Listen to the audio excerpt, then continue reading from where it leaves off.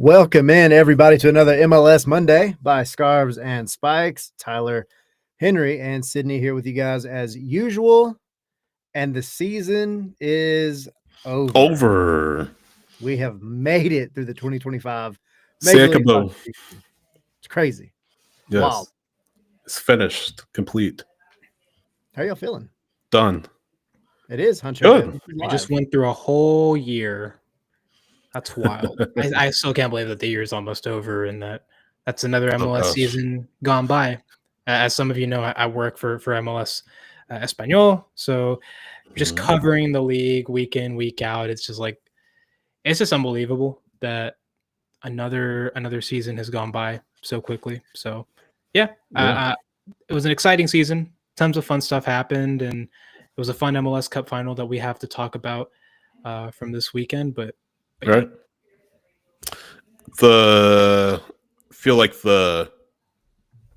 Not the Empire. What's it called? Star Wars.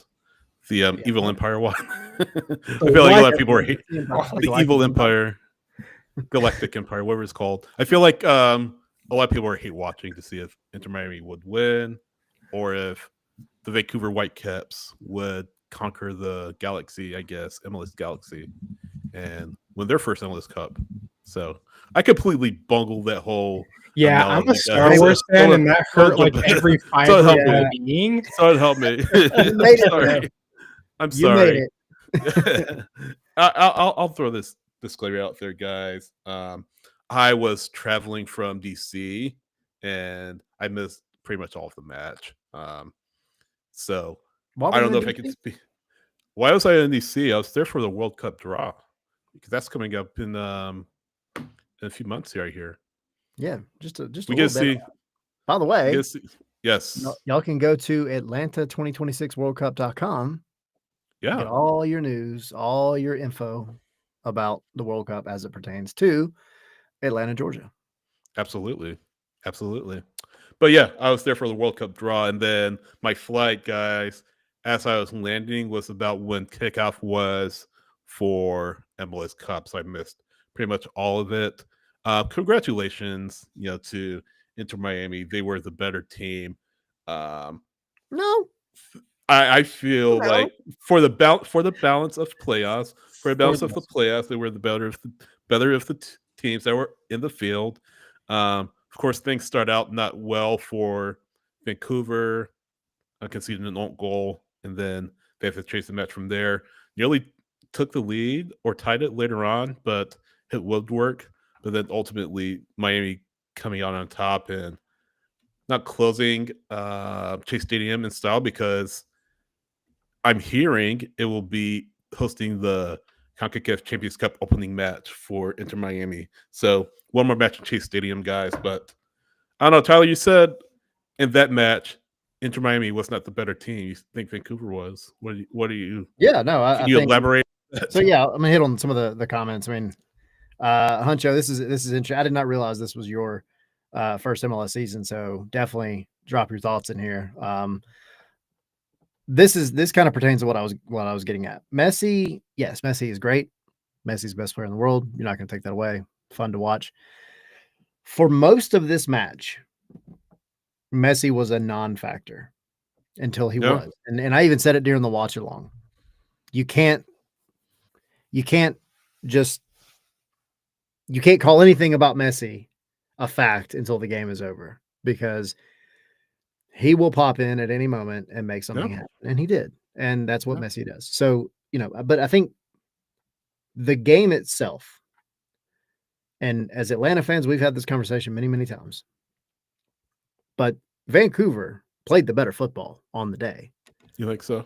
Except for when disagree. It mattered. No, negative. I mean, you have your opinion. No, you can't tell me I can't disagree. Your opinion's wrong.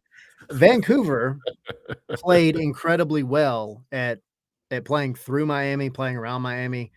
You hit a post 3 times.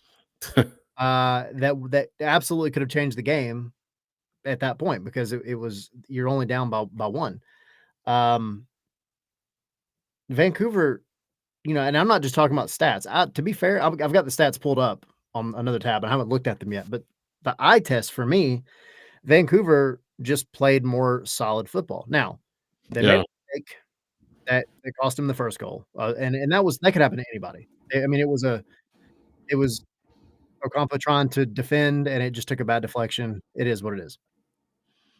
The It's other a two bad situation, though. That's were unfair just to happen, but they were bad turnovers, and those were really the 3 main mistakes that Vancouver made, and they got punished on every single one of them.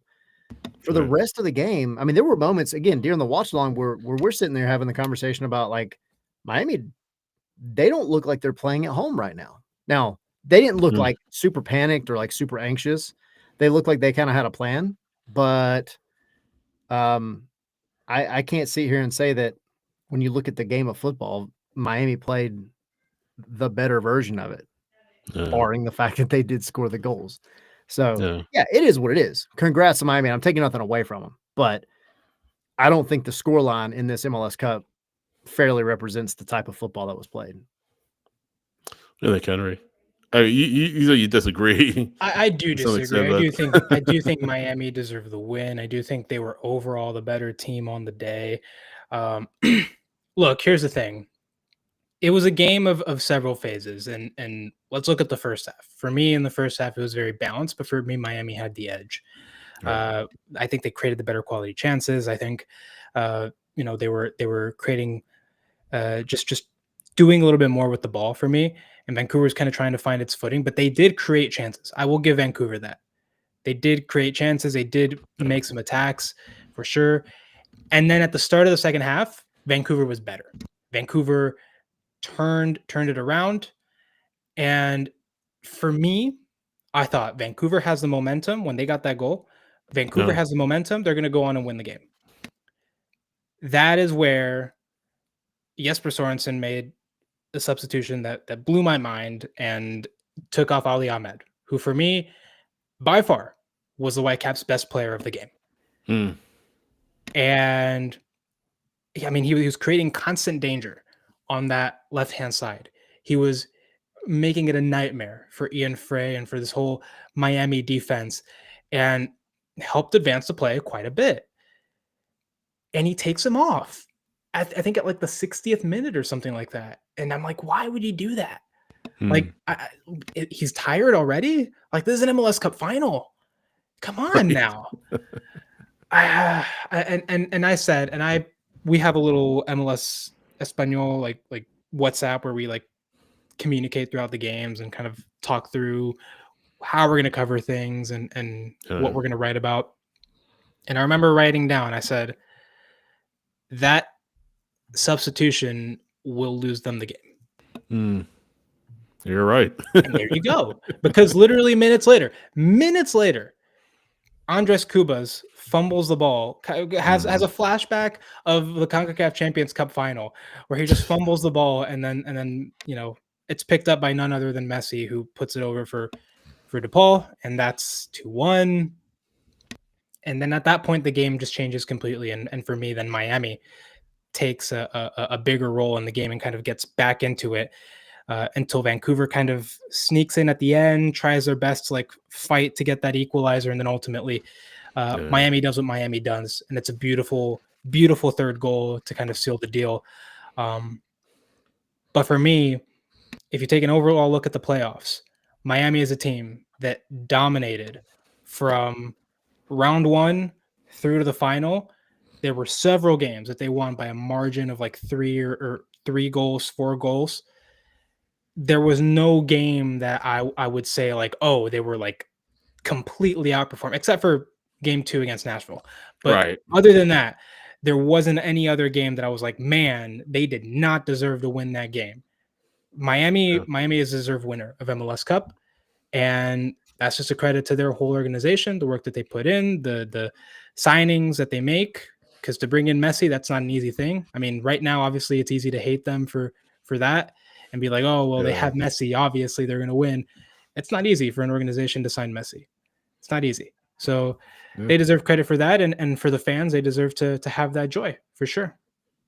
They outscored opponents, guys. I'm trying to do some quick math here as we read. 5, 8, 12, 16, 17, 20-5 in 6 postseason matches. They outscored their opponents, and I mean that's incredible. That's up there. I feel like with one of the more dominant postseasons in recent memory in I'll say MLS. this. I would think, yeah. No, I agree with you. I think though, in the playoffs, 100%, Miami by far the best team. Yeah, owing a lot to like what you just said. Nobody's going to convince me that they were the better team in this final. Taking away that's fine. No, that's fine.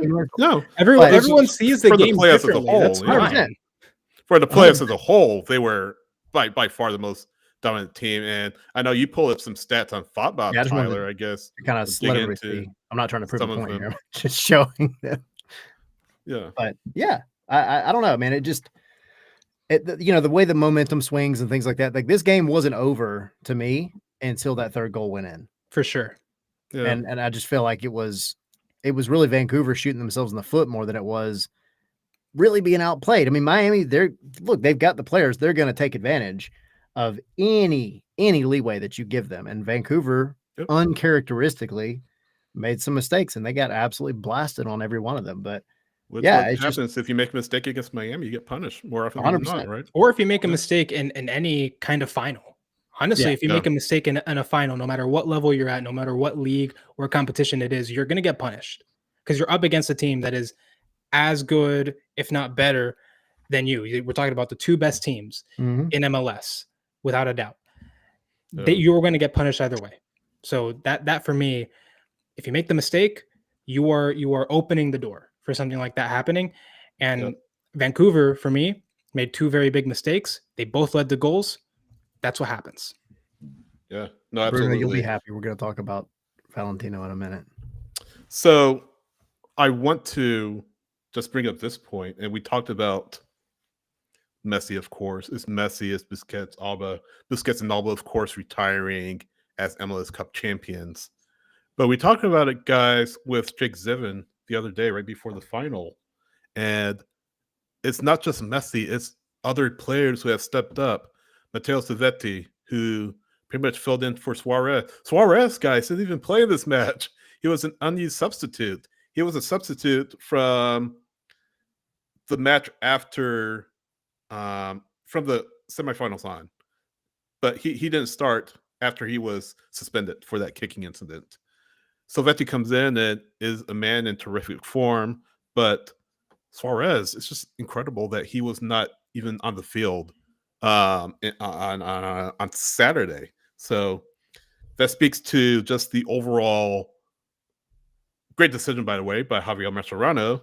But you saw Silvestri step up. You saw Tadeo Allende, highest goal scorer in MLS playoff history, guys. Not Messi, not Suarez, Tadeo Allende. Tremendous postseason for him. But it goes back to our point. This wasn't just Messi carrying Inter Miami. He had a terrific end of the season, had an MVP-worthy season, and by all accounts, he should get the Trophy Winners Award 100%.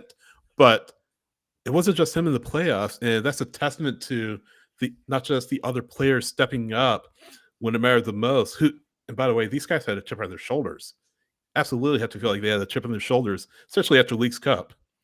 But it's a testament not just to the players, but it's a testament to Inter Miami's front office and ownership for bringing in players that have been just so tremendously effective for Inter Miami, more so in the playoffs. Because, they had their moments in the regular season where they're a little bit up and down, but in the playoffs, they just flipped the switch and pretty much put teams to the sword every single match. Guys, you look at their 6 matches, all of their wins were by multiple goals. All of them. And 3 of them, 3 in a row, were by 4 goals or more, at least 4 goals. That just speaks to the dominance. And again, that just speaks to, just the tremendous teamwork that this team put together to get MLS Cup. Yeah. And we kind of talked about Suarez and the changes. And I know we've mentioned this multiple times over the past week and a half, but I'll say it again for like the 6th time. I've been incredibly critical of Javier Mascherano throughout the entire year.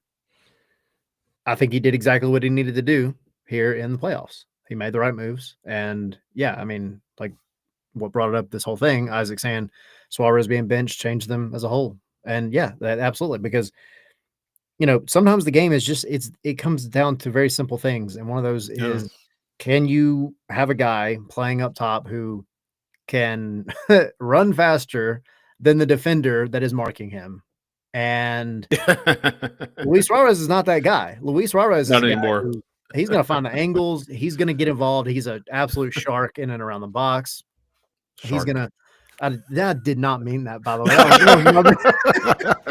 That was totally an accident. But he's not going to outrun anybody. But then you have guys, like Allende and Silvetti. These guys they're young. They're coming in. They've got legs, and they're beating guys in flat out foot races. And that's not the only reason, because Inter Miami, they increase their pressure. They cause lots of turnovers. They cause the mistakes that we talked about. And then they had to go finish those opportunities, and they were very clinical in the playoffs. Mm-hmm. But Javier Mascherano, and then on the other side, you have Rocco Rios Novo, who at the end of the season steps in. I mean, all those changes I got to give Mascherano credit for, because had he not made them, I don't think they would have won. And I don't even think they would have made it to MLS Cup, if I'm being honest. I don't think so. I think these changes were probably the absolute best case scenario for them to make it and dominate through the playoffs and then win MLS Cup. It's ironic that the best thing that Luis Suarez could have done for Miami was get himself suspended. So that Mascherano was forced to put Silvetti in and then just never take him out of the lineup. But yeah, I kind of want to also spotlight our man Grey Gowder, his comments. Rocco Rios Novo was the real MVP, 2 cups in 3 years. Well, at least for the first half of MLS Cup, I thought Rocco Rios Novo was the man of the match, because he pulled out several really good saves to deny Vancouver, kept Miami in the lead going into halftime. And that's always important in a game as big as that. And yeah, I mean, ever since Rocco Rios Novo began, like he took over as the number one for Miami, he was solid, and he really didn't make any glaring mistakes. I mean, the one goal that Vancouver scores in this game, I kind of blame on him, because it's like a sketchy, like, how'd you let that go in? That's your post, man. Yeah. But yeah, other than that, I mean, he put in a real shift, not just in that game, but throughout the playoffs. And he's one of the reasons that Miami managed to do what they did this year. And yeah, no, absolutely. And congrats to Rocco, of course, former Atlanta United player, which will frustrate a lot of Atlanta fans knowing that he won MLS Cup. But I'm just looking at the roster right now, guys. The big one is, of course, we all know that Busquets and Narba are retiring, pretty much are retired. Messi signed an extension. But if you look down the line, guys, look who they have signed for multiple years.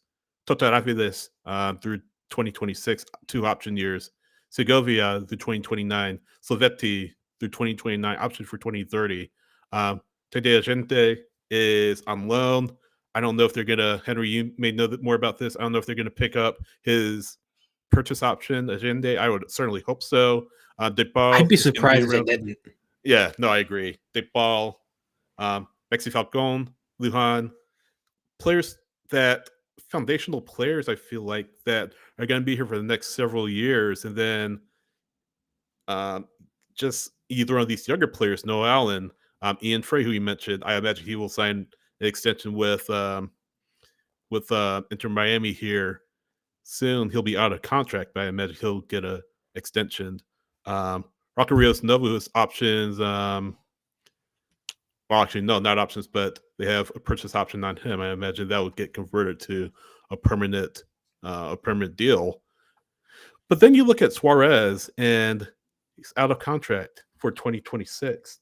And you wonder what this decision is that he'll have to make moving forward, pretty much seeing that he's essentially, for lack of a better term, has fallen out of the plans of Javier Mascherano in favor of Silvetti. There were reports that he could be going back home to Nacional in Uruguay. But yeah, I saw the report from our good friend It's Rodri Solana saying that yeah, he's not going, that yeah, that's not in his plan. And Roger yeah. Vasquez is a legit journalist. Right, right. If you were looking at numbers, he's got like 42,000 followers. So Yeah. his numbers are there. But yeah, that report is out there. And then I saw Solana's report. He was told by Nacional that Suarez won't be returning. But yeah, also saying that he's never considering move back to Uruguay. So he has a decision to make. I know the Moss brothers would like to have him back for another year, but I'm sure that Suarez would like some assurances that, hey, I'll play somewhat of a large role on this team. Maybe not as an everyday starter, because obviously it's clear that Luis Suarez's best days are behind him, guys. He had a terrific season last year, but this past season, his form kind of dipped, and his age, I'm sure, really caught up to him. Just the 10 goals after 20 goals last season. So he has a decision to make. Does he return for 2026 with Inter Miami? Does he change his mind about going back to Uruguay, even though reports have said he's not going back? Does he change his mind and say, hey, I want to go home, finish my career out there? That's a big decision for them that they have to make. And then look at other players. Shelly Wiegand, he's on loan. Did he pick up his purchase option? I don't know about that. That's a question mark. Yannick Bright, did he pick up his option? So you have some questions to ask if you're Inter Miami. But for the most part, guys, you look at this roster, you're pretty set. You're pretty set. You may add a few pieces here and there, but for the most part, you're set. Now, how can you augment this roster to hopefully run it back? Because Matt Doyle brought up a good point. In the temp era, we have not had a back-to-back MLS Cup champion. Does that change with Inter Miami? I mean, 2 DP slots are opening up, right? So Yep. presumably one of them will be filled by Rodrigo De Paul if they do exercise the purchase option on him. But then you still have one to potentially bring in some other big name, some other big star, or just someone that can improve this roster. If you want to add a DP number 9, I think that would be the main priority for Miami. Is bring in a DP 9 to work with Messi. Man, I'm curious. I'm legitimately curious how they replace the production that Jordi Alba had, because he's one of the underrated players, I want to say, on this Miami team. The chances that he would create, his crosses were perfect. He would always find the way to just basically put it on Allende or Messi's head or whatever, or at their feet, or just combine very well with several players on the squad. That's a tough player to replace. I don't know how they'll do that. So that's kind of the big question for me. But yeah, you have definitely a lot of potential in this offseason. So I'm interested to see how this changes. And I think Mascherano has the vote of confidence from ownership, from everyone. I think they've got the buy-in for sure. They got MLS Cup. Their next conquest is CONCACAF Champions Cup. So they're gonna be ambitious as always, and they're gonna be aiming for that for sure. One name I don't think, sorry, Tyler, one name that I don't think is going to be coming to Miami. I know Timo Werner has been linked to Miami, but sounds like that's not happening. I mean, they're going to have DP slots, but I don't think Timo Werner is coming. Neymar, that ship has sailed. So yeah, but those are some of the names that have been linked to Miami. I mean, there's a handful, but here's the thing: Alba is a guy that you're going to be hard pressed to find anybody in the world that's going to replace what Jordi Alba does, because admittedly, a good left back is like a unicorn. Let me rephrase that. A really good left back is like a unicorn. You can get some pretty bang average guys, as left backs. And look, a left back is if you're playing in that type of formation, is still, look, defense is the responsibility. But Jordi Alba gave you everything you needed on both sides of the ball. And so to me, that's the biggest X factor in terms of how next year could really, really go for Miami, because that's not something that you just I couldn't name somebody else. The only one I could even remotely say oh, you wouldn't lose a whole bunch would be a healthy Jedi, Anthony Robinson, as a solid left back. And that's about the only name I can think of. other than that, man, you just got to find somebody that you really, really, really believe is going to keep that chemistry alive along that back line, and however that changes. And you need somebody that's going to attack, because Miami, the way that they're playing and the way that they're going to continue to play as long as Messi is there, is to get the backs involved, but especially up that left-hand side. And speaking of left backs, guys, a name that's been linked to Miami is Sergio Reguilon, the former Spurs player. So he's been connected to Inter Miami. Don't know how far along that is, but yeah, he is out of contract, I believe, after 6 years with Spurs, after Atleti, Man United, and Brentford.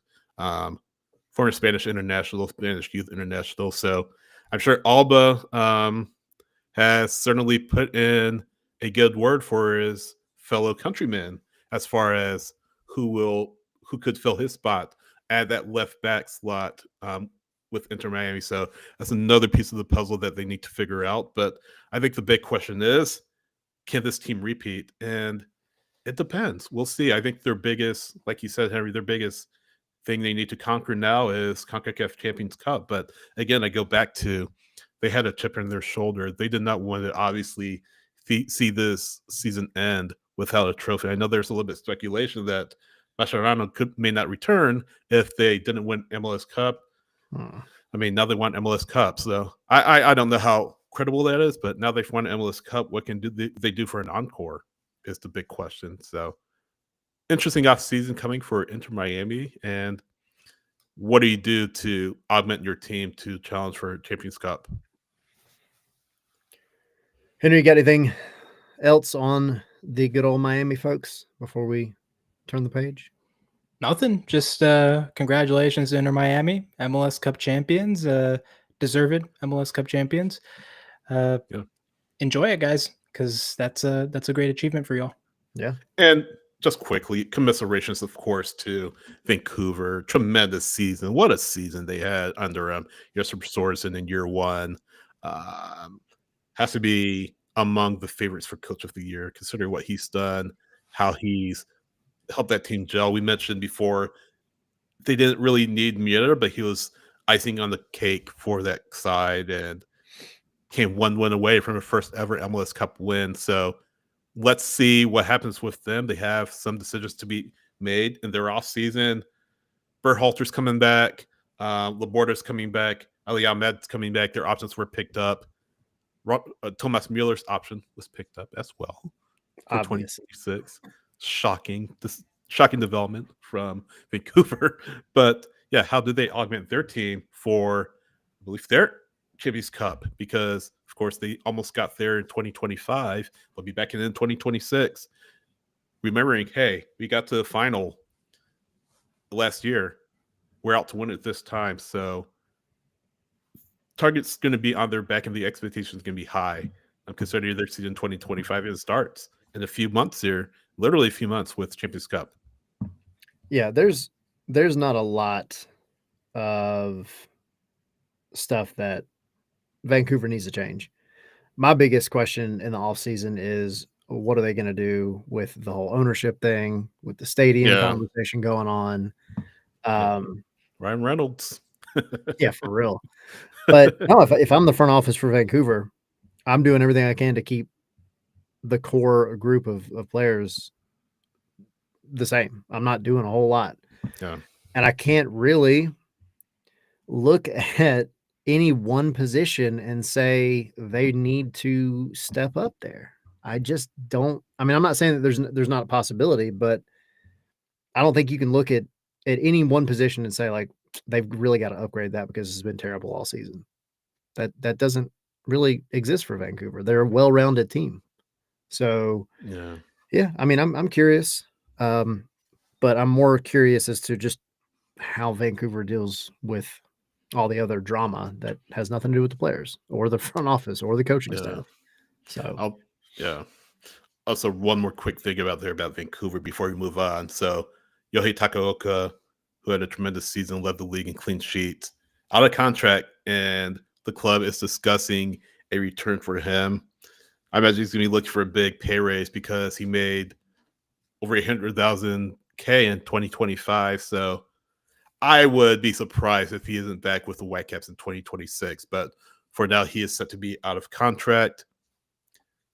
I'm interested to see how those negotiations go, but it wouldn't surprise me if he's back. I think he's going to be back with the Whitecaps. Very confident. Yeah, I think so. But yeah. Speaking of negotiations, Henry. Uh-oh. What's up? We have some coaching vacancies that are being negotiated. Indeed. And well, I know the name Rob Valentino has already popped up. Yeah. And Bruno, I'm sure, is sitting waiting with bated breath to talk about Rob Valentino. But what is the latest news with the coaching vacancies? That one's St. Louis, and there's definitely a couple more. But what's up? Where are we at? Yeah, so really two big updates to talk about. And the first one is obviously the big LAFC job with Steve Cherundolo stepping away now that the season has concluded. The most successful coach in LAFC history. So that's some big shoes to fill, and obviously a roster that contains players like Denny Bouanga and Son Heung-min. Mark Dos Santos has been named the next head coach of LAFC. He was an assistant for Steve Cherundolo. I believe he was either a head coach or an interim head coach for Vancouver. The Whitecaps. Was it? Yeah. Former Whitecaps head coach, now back in MLS as a head coach. Exactly. So he kind of picks up there. An interesting hire, I think, for LAFC, even though he was kind of an internal, I guess, promotion for them. I think this is a bit of a risk. I don't know about that signing necessarily. I think you probably had other options out there. I know that they were interested in Tata Martino before he took the Atlanta United job. And that obviously would have been a huge addition, a huge signing. But ultimately they go with Mark Dos Santos, and hopefully he's learned from his time under Steve Cherundolo. Hopefully he's improved in that aspect, because honestly, I have my doubts about him. It's a safe hire. It's a culture hire. You want to just keep the culture the same, stay with the guy but bring in the guy that is familiar with the culture, familiar with the way things have worked. At LAFC, he's been there since 2022. We mentioned his lack of success with the Whitecaps. But Henry, has he learned? Has he become a better head coach? Has he become a better coach as a whole? You have a lot of talent in that roster. You mentioned Bouanga, you mentioned Son, Hugo Lloris. I'm sure more to come for LAFC. This has long been with more consistent clubs in MLS, right? But Dos Santos, the big question is, what does that continuity look like? Can he carry on what Steve Cherundolo has done during his time? Like you said, Henry, most successful coach in club's short history. But again, it's just a safe hire. It doesn't overwhelm me. It doesn't jump off the page by any stretch of the imagination. But again, culture hire, you don't want to upset the apple cart too much, because you want to bring somebody in who doesn't know the culture and doesn't know OC already. So safe hire for me. Tyler, what do you think? Pro? No, I mean, it's definitely it's divisive for sure. I mean, look at Twitter. Yeah. I think there is definitely a reason behind it, and it's all the points that y'all just mentioned, where he's familiar with everything, and this signifies to me that LA is not trying to go out and change much that they have going on, because they were doing a lot right. They've been good all season. They were really good going into the playoffs, and they just missed out on making it further than they did thanks to Vancouver, and that was very close. So I wouldn't change much either. Now, when it comes to a coach, that's always risky, because especially in a league like Major League Soccer, where you're going to have to make some moves. You can't keep the whole squad. Right. Things have to be tweaked a little bit. And so is he going to be the guy that's going to come in and make the right tweaks? you don't want to bring in a guy no matter what that's going to make wholesale changes to a side like LAFC because you don't need it. But I do think you're going to have to play around with a couple things just to try to keep them as fluid as they were and keep that same identity. And that's my only concern about him is whether he can pull those little strings, because the big ones need to get left alone. That's not something they need to go and fiddle around with. You've got one of the best players in the world. You've got Denny Boanga, who that's maybe another wild card because he's talked about leaving, going back last year. So you never kind of know where his head's at, but I mean, it seems like he's locked in, right? He's still out there doing his job and looking like one of the best in the league every game. So I'm actually for it, but I think the fans are going to give him a very short leash. Yeah. How short do you think? I mean, I don't think a year they give him, but maybe a year and a half to see how things go, because you're finally got that one MLS Cup, right? The fans' leash doesn't matter, but I mean, if they start next season and fall off a cliff, I mean, I would personally want to right that ship before it sunk, because right now you have a very good team. If they come out and drop a deuce for the first couple of months of the year, I mean, you got to move on. Now, am I saying that's going to happen? No, like, give the guy some credit, but I don't think you wait too long. I don't think you can accept mediocrity after what you just went through at the end of this season. LAFC is an organization that is quite ruthless with its decisions. They're very decisive. And you saw that with Olivier Giroud, a signing that, a big name that they brought in, and it was immediately evident that he was not the right fit. They quickly found a way to move him on and then bring in Son Heung-min, obviously a decision that worked very, very well. LAFC is one of the elite clubs in MLS, right? They are, the standard is very clear for them. They're going to be one of the most competitive teams, not just in MLS, but in all the competitions that they're involved in. And they're in CONCACAF Champions Cup next season. So that's like the first competition, right? That's the first competition you're going to be in right before the league starts. They're going to want to do well there. So I think for LAFC, if things aren't looking good early on, I would not be surprised if if they are quite ruthless with him in that sense. Even though, yes, it is a decision. Like, okay, he's been here for a while. Like, we want to go with him for the culture reasons and because the players are familiar with him and everything. Sure. Yeah. But then there comes the competitive aspect of it. And if it's clear that he is not the guy, and if it is clear that the results are just tremendously bad, I think they pull the trigger rather quickly. I would say latest May. Wow, that's a very short leash. But that is only if things go really badly. If things go really poorly. I do not see them having patience with him. If like it is loss and loss and loss. If he gets off to a really bad start, I do not think they back him to like the point of death, basically. How do you quantify a bad start, I guess? Was it Atlanta United? From a point standpoint, yeah. Let's get us from a point standpoint. I feel like Atlanta United has kind of set the standard for bad for a while. If you are I thought the measuring stick that Garth put out was pretty interesting, where it's like if 2 points per game aren't enough to get you into a playoff spot. I think for LAFC, if 2 points per game puts you below like top 4, or sorry, if 2 points per game aren't enough to get you to top 4, that is very clearly a bad start.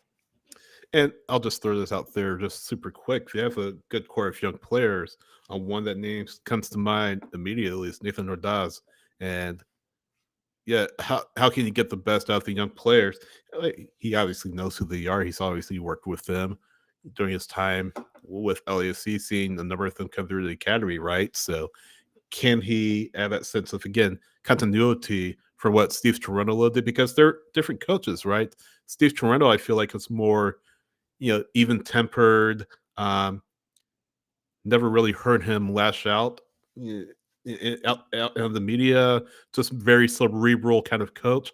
I don't get the sense that Dos Santos is that same type of coach. So will the players respond to his sort of temperament as compared to Rondelo's temperament? I think it's one of those little hidden things, those things that don't show up on the score sheet, things don't show up on the training ground, those intangibles that I'll be interested to see how that works out for LAFC. I'm interested to see how much rope they give him. Henry, you feel like if they get to Atlanta-esque start, he is gone. Tyler, I think you feel like he gets a little more leash, but yeah, that position is filled. Just depends on how bad the season big starts. Position. Yeah. But yeah, it's a key move, and again, it's a cultural move where you don't want to bring in an outsider, I think. So in that regard, I respect the move. But from an on-field standpoint, remains to be seen. Yeah, we'll see. Yeah. What you got? We had our doubts about Mascherano, right? Yeah. Well, Dos Santos won't have Messi, though. He'll have Son and Buanga. Yeah. That's true. That's true. That is Which true. means if he crashes and burns, that's even worse. Yeah. But that is not the only coaching update that we have. That is not. Uh-oh. We also have finalists. Per Tom Bogert, the finalists for the St. Louis City SC coaching job are Yoann Damet, an assistant, one of Wilfred Nancy's assistants at Columbus. Laurent Courtois, who was previously Montreal's manager to start the season. Rob Valentino, who was an interim manager here and an assistant here at Atlanta United a couple of times. Twice. With pretty good, decent results, especially last time, most memorably. Ante Razov, who is an assistant with LAFC, and then David Critchley, who is currently the caretaker manager of the club. Guys, these candidates, they tell you a lot about kind of St. Louis's idea going forward for who they want as the head coach. They're taking a chance on folks who are not necessarily proven as a head coach with league assistants. And for some clubs, that's turned out very well. But I mean, like, for example, here in Atlanta tried that with Gonzalo Pineda in, 2021? That didn't exactly work out. 2022? You're right. My bad. Okay. It didn't really work out. There are some clubs that it has worked for. Obviously LAFC is one of those. Steve Cherundolo was a coach who didn't have MLS coaching experience, but he came from USL. You have several coaches who like Seattle. Yeah. That's the one that I was looking for. Brian Schmetzer, who was with the organization for a long time, just not in the head coach capacity. Well, he's one of the most successful coaches in MLS history now. So what are y'all's thoughts on this short list of finalists? So what do those names have in common, though? They're all people with MLS experience. As assistants. Don't want to as assistants, but in that regard, though, in MLS, because you hired Olaf Melberg after you sacked Bradley Carnell, and things aren't good between those sides. Still a lot of bad blood between them, but you sacked Bradley Carnell, you hired Olaf Melberg, and the hopes that he would help elevate this team back to what it was in his first year, and they didn't even give him, I want to say 15 matches, guys. I could be wrong, something like that. So you kind of go back to the drawing board and you look at where you are right now and say, hey, it didn't work to hire a head coach outside of MLS. The last time we did it, yes, it didn't work. So let's go back to what sort of worked for us, because Carnell, of course, led them to a great first year before things fell apart in the second. So I feel like the name, guys, that is, I guess, the sexiest name, so to speak, is Ante Razov, due to the fact that, and there were you kind of smiling, I thought. But no, Ante Razov, considering what he's done with LAFC, considering his background with U.S. soccer as a whole, I think he has to be your lead candidate at this point. And Tyler, I don't know what you feel about it, but it's a risk. Henry, going back to what you're saying, it's a risk because Atlanta hired a assistant from Seattle, one of the most successful clubs in MLS history, and it didn't work out. You're doing the same with Ante Razov. If you go in that direction, yes, he has experience in U.S. soccer and MLS, playing and coaching, and national experience as well. But again, he's never been a head coach in Major League Soccer. So that's a risk, as you guys said. And the question you have to ask too, guys, is if they were head coaching material, why weren't they a head coach before now? It could be, hey, he could have not wanted to be a head coach at that point due to family reasons or just was passed over. I think Razov is interesting because LAFC promoted Mark Dos Santos instead of him. So I think maybe he sticks around at LAFC, but at the same time, I think he feels like, hey, now that Dos Santos has a head coaching job, it's time for me to get a head coaching job myself. So I feel like he's the leader of the clubhouse right now. Tyler, what do you think? Or do you have another name that's... No, I'm looking at this list and I'm like, I think St. Louis needs to figure out who they want to be. Yeah. Because you look at the list and, I mean, you've got guys in Yohan DeMay, Ante Razov, like, to a degree, Rob Valentino. It's kind of underwhelming, though, with all respect to Rob Valentino. You have these guys who, like, their style of play is very much, I would say more Rob Valentino and Razov, that at least going by the profile of club that they've been at before, they're more focused on, maybe a little bit more counterattacking, transition type soccer to a degree. I'm not saying they're going to be, like 2018 Atlanta or like current LAFC or one like that, but I think there's definitely some tendencies there. And then you look at a guy who worked with Wilfred Nancy for so long, like you got to imagine he's going to want to build a team that's going to play out of the back. And right now, I don't think St. Louis is built for that kind of football. Yeah. I think if right now, as it stands on December 8th, 2025, I think if I'm going with one of them based on what St. Louis has at their disposal currently, it's going to be, probably Razov or Valentino. Yeah. And I'm not saying Valentino because he's an Atlanta United guy, but I think he's been there with a coach who dominated with a kind of counterattacking, somewhat transition style. And he's been there with a guy who wasn't a complete failure, had really good ideas, but they just weren't able to execute. And so I think he probably picked up some things from that as well. So I think maybe a little more well-rounded overall is Rob, but I just don't think St. Louis has got the personnel to try to play like some beautiful football at this moment. They're all risky moves, and let's not forget too, there's been transition in the front office, so you have to think about that as well. But yeah, I agree, Tyler. You have to think about identity.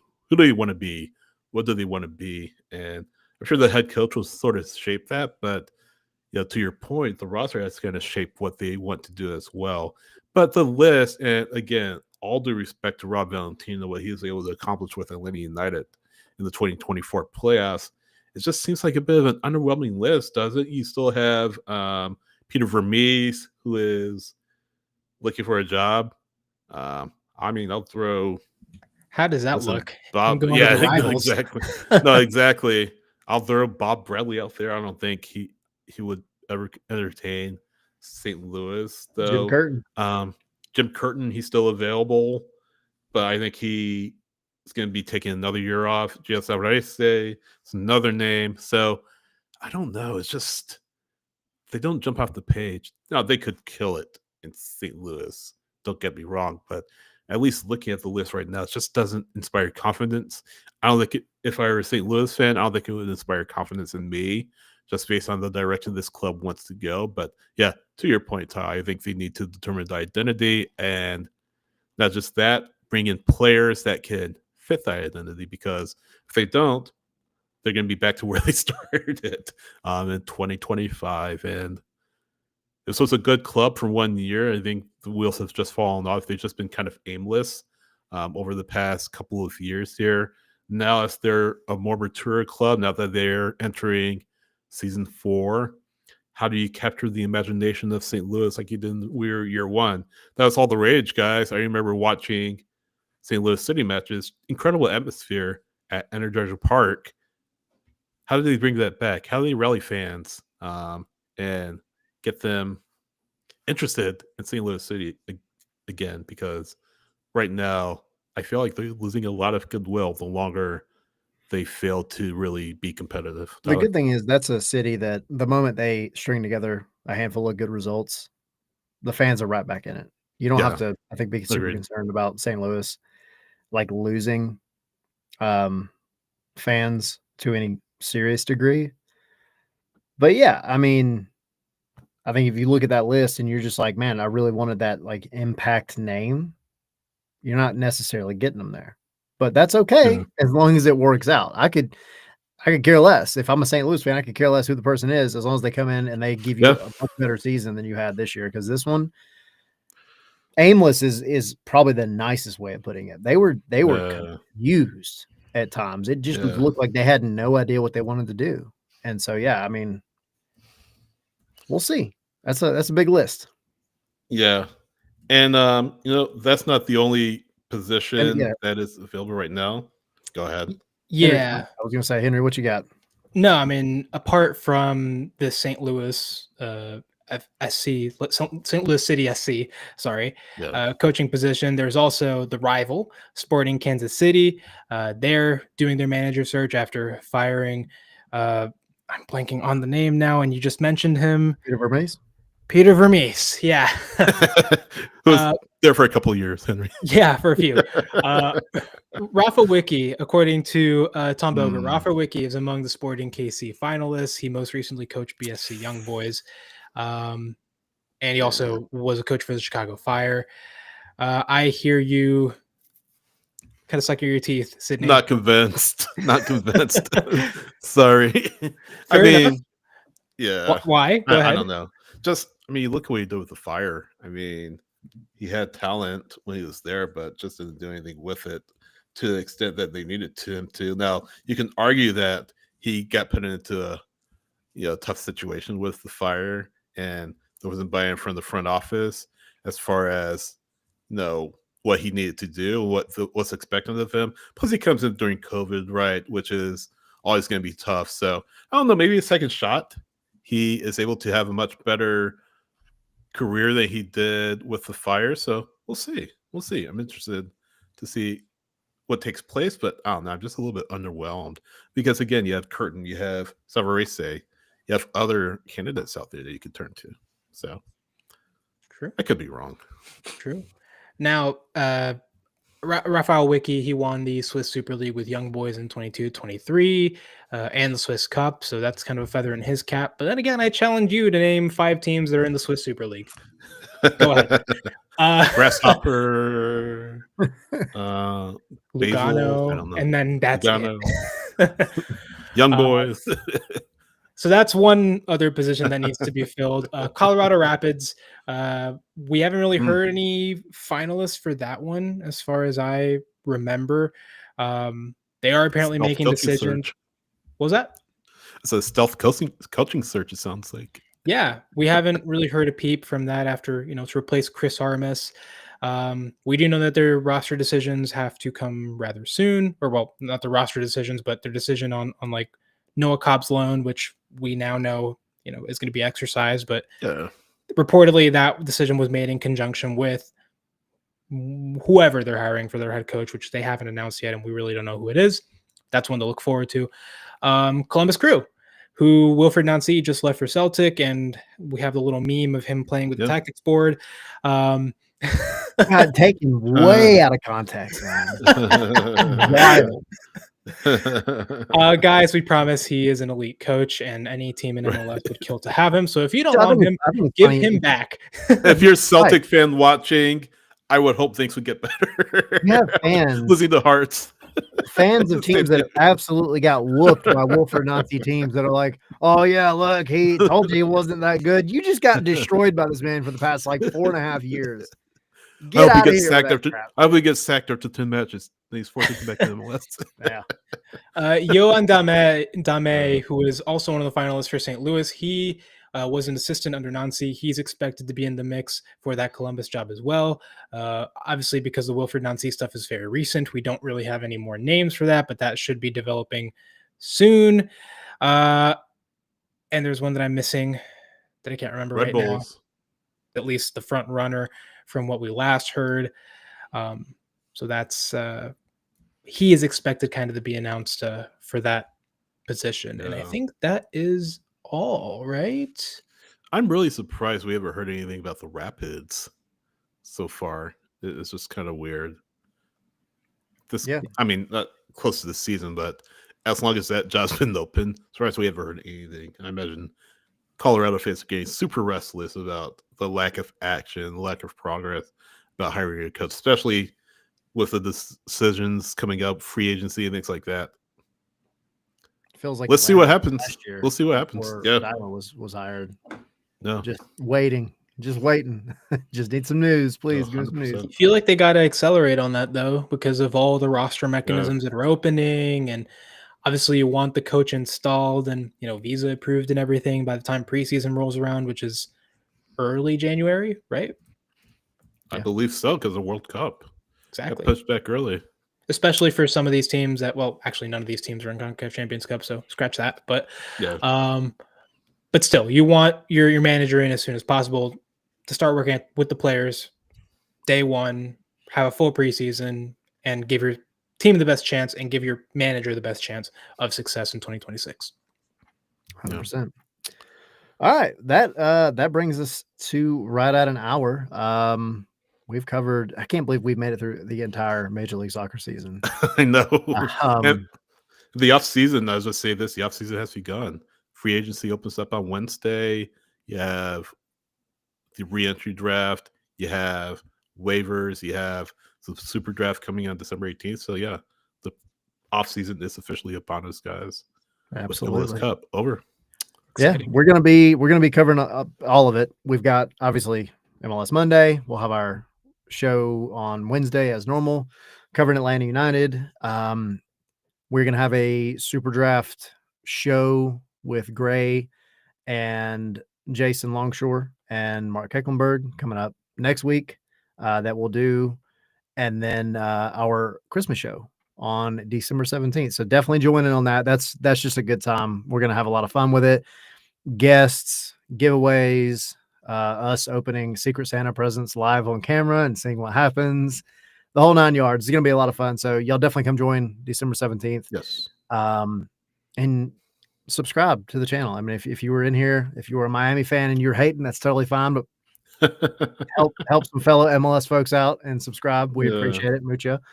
And then patreon.com/scarves and spikes. Go, get involved there. That we actually just recorded something prior to going live here.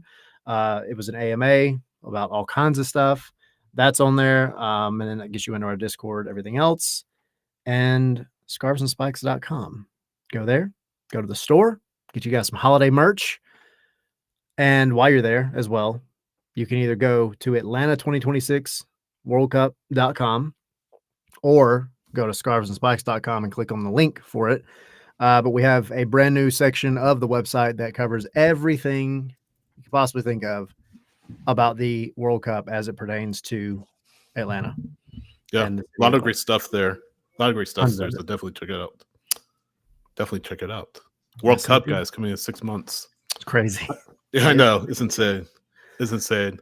As Tyler said, follow us on social media. Or as Tyler said, I'm sorry, like us on Facebook, like, subscribe, share our content. Definitely helps us out a lot as we try to give you the best Atlanta United, MLS, and NWSL and World Cup Atlanta coverage out there. And now social media. Tyler, where are you on social media? ATL Pilgrim for me. Edry. At HA Higuita on Twitter and Blue Sky, at HA_Higuita on Instagram. I'm at SH Rice on X, SH Rice on Blue Sky, SH.soccer on Instagram and Threads. Follow us at Scarves, the letter N, Spikes on X, scarvesandspikes.com on Blue Sky, facebook.com/scarves and spikes.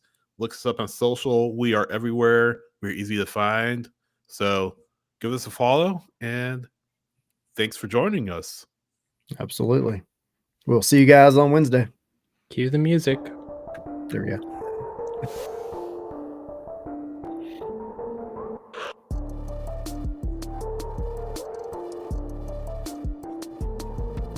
Oh, there was a question in the Omar's asking when the AMA is going to be released, like very soon.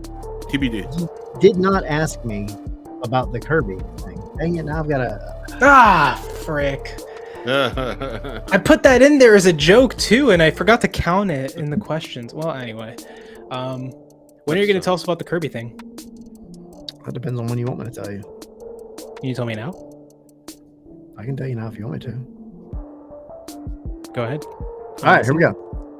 Keep the credits rolling for a second. It's not gonna be long. All right, I found out. I'm a big video game nerd. Y'all know this. So back in the day, Donkey Kong was created by Nintendo. That was obviously the game that took Nintendo from a 100-year-old card making company to what they are today, right? Nintendo got sued by Universal, and they got sued because Universal claimed that Donkey Kong infringed on another gigantic ape called King Kong. And so Nintendo hired a lawyer to fight this claim. This lawyer then went, and not only did he win the case for Nintendo by finding out that Universal actually had no right to claim the Kong name in any realm, he actually countersued and had them have to pay Nintendo money for it. Dang. And that lawyer's name was Kirby.